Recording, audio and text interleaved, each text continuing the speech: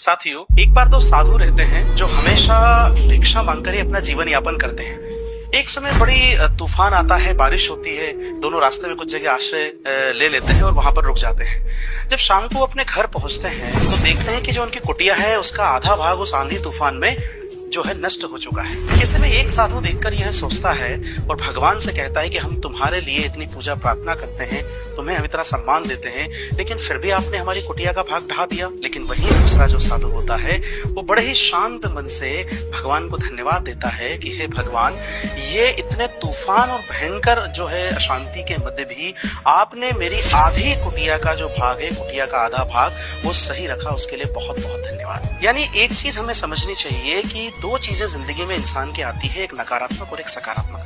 पहले साधु के वाक्य से हमें यह पता चलता है कि उसने सिर्फ नकारात्मक वस्तु पर ही ध्यान दिया और दूसरे वाले ने उस नकारात्मक में भी जो सकारात्मक वाला पक्ष था उस पर ध्यान दिया, जिसमें उसकी कुटिया का आधा भाग बचा हुआ था। यही जीवन की असल सच्चाई होती है कि हमेशा हमें सकारात्मक बनना चाहिए और जो अच्छा है, जो बचा हुआ है, उस पर ध्यान देना चाहिए, ना कि जो खत्म किया जा चुका है, नष्ट हो चुका है या गलत चीजें हैं उस पर ध्यान देना चाहिए। क्योंकि ये मन जो होता है इसमें अशांति वही आती है जिसमें खोने का भय होता है, या जो चीज चली जाती है हम उस पर ज्यादा ध्यान देते हैं। तो इसीलिए ऐसे में मन को शांत रखना और सकारात्मक बने रहना ही बहुत महत्वपूर्ण है। इसी संदर्भ में श्रीमद् भगवत गीता में श्री कृष्ण जी अर्जुन को संदेश देते हुए कहते हैं, दुखेष्वनुद्विग्न मनः सुखेषु विगत स्पृहा वीत राग भय क्रोधा स्थित धीर मुनि रुचिते। यानी जिसको बहुत दुख होने पर भी जिसका मन शांत रहता है, अशांति की ओर वो नहीं जाता है, बहुत सुखी होने पर भी वो अति उत्साहित नहीं होता है, या फिर उसको सुख का लालच नहीं होता है,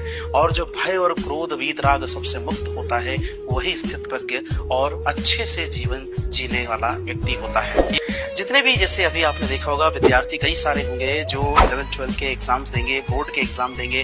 कई व्यक्ति हैं जो जिंदगी में सिविल सेवाओं की तैयारी करते हैं, कई IIT, कोई डिफेंस की तैयारी करते हैं। ऐसे में कई बार किसी एक अच्छी सी परीक्षा में सफल नहीं हो पाने के कारण या थोड़े से भी नंबर कम आने के कारण ऐसा कदम उठा लेते हैं जिससे पूरी जिंदगी में ये सारे रिश्ते, सारे लोग बिखर जाते हैं। मेरा सिर्फ उनसे यही कहना है कि कोई भी परीक्षा अगर आप देते हैं तो आपके दिमाग में एक सकारात्मक होना चाहिए, मेहनत खूब करना है, पढ़ाई खूब करना है, लेकिन उसके बाद भी अगर रिजल्ट हमारे अनुकूल नहीं आता है, परिणाम हमारे अनुकूल नहीं आता है, तो आपको सिर्फ सोचना चाहिए हमारी जिंदगी का वो सकारात्मक पक्ष जिसमें हमारे पास एक बहुत अच्छा परिवार है, मम्मी जी हैं, पापा जी हैं, भाई बहन है। ठीक उसी तरह माता पिता से मेरा आग्रह है कि वो भी यह सोचे कि हमारे पास भी एक बहुत अच्छा पुत्र या पुत्री है। तो जीवन का असल सार जो है वो रिश्तों की अहमियत से होता है, ना कि चंद मार्क्स और रिजल्ट और मार्कशीट से। इसी पर ध्यान दीजिए और जितना हो सके मन को शांत रखिए। धन्यवाद।